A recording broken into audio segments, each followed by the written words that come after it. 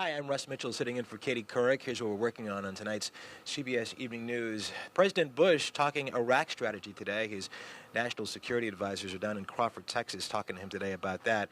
The president, of course, is set to outline his new Iraq war strategy in the next few weeks. David Martin's going to have the latest on that.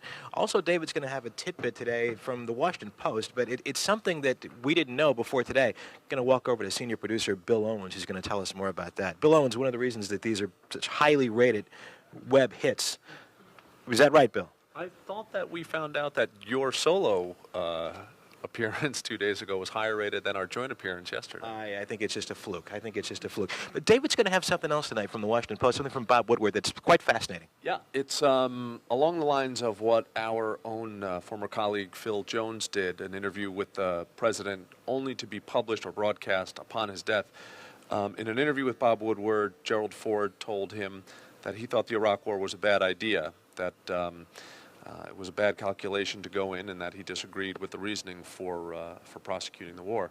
And that's caused a bit of a splash. Obviously, Dick Cheney and Donald Rumsfeld both worked for Gerald Ford earlier in their careers. So interesting, and David will talk about that in his piece this evening.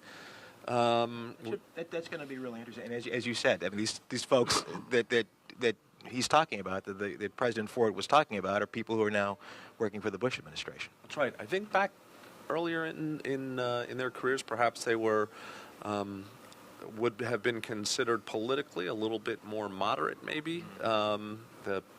But anyway, that's another story. Another story. Well, also, Kelly Kobiea is in Denver. I mean, 2 weeks ago, was it last week? Yeah. Denver got 2 feet of snow. The last thing they need is another snowstorm. Today, they're expecting 18 inches. Kelly's going to tell us all about that. Also, another fascinating story, this cloned animal story. Cloned meats are okay now, right? The FDA just told us that cloned meat and dairy products, among other things, are safe to eat, and so don't be afraid of buying some cloned T-bone steaks next time you're in your grocery, even though you can't actually get them. But yeah, it says that on the label necessarily. Right. Yeah, it's quite spooky. Also, I'm making the grade tonight. Going to finish up our series on education. This is fascinating. We're going to hear from Lee Cowan about a school district that is getting better results from high schoolers by eliminating high school. That's right. How insane is that? They're trying to play to young people's interests and talents, and figuring out what acumens certain students have, and trying to give them sort of a trade, if that's what they're interested in, and prepare them with those skills earlier on, so they can hit the workforce and be gainfully employed and do what they want to do with their life, and prepare them for that earlier. So it sounds it's an interesting way to look at education and our young people. Where were we when they were talking about all this stuff? I don't know. I don't know. Send your cards and letters to Bill Owens, senior producer at the CBS Evening News. We're going to have those stories and more tonight on the CBS Evening News.